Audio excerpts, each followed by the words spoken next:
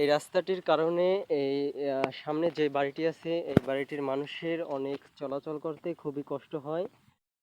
এই রাস্তাটি কিছু বৃষ্টি হলে এবং হলে কিছুটা পানি হলে এই পাশের থেকে পানি উঠে যায়, রাস্তা তলিয়ে যায় এবং প্রিয় দর্শক, আমরা এই রাস্তা দিয়ে হাঁটতে পারতেছি না।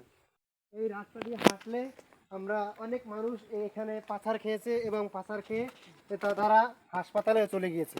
এখানে সেই ইও আছে যে দর্শক, আমরা হাঁটতে চলতে অনেক কষ্ট হইতেছে। এটা আপনাদের কাছে অনুরোধ যে এটা আপনারা মিডিয়ার কাছে পৌঁছে দেন এবং সবাইকে চলাচলের জন্য এবং সরকারকে বলে দিন যে আমাদের এই এই পথ রাস্তাঘাট যেন ভালো করে দেয় ইনশাল্লাহ। যাই হোক, এই ভাইটির এলাকাবাসী আর কি, এই সামনে বাড়ি এই ভাইটি যা বলেছেন সে হয়তো বলতে পারিনি। যাই হোক, এই রাস্তাটি খুবই ইজনক, ভয়ঙ্কর, বিপজ্জনক। এই রাস্তাটিতে গদ থাকে, থাকে, এই সেই নানানটা। যাই হোক, রাস্তাটি খুবই একদম মানুষের চলাচল করতে এই রাস্তা দিয়ে খুবই কষ্ট হয়।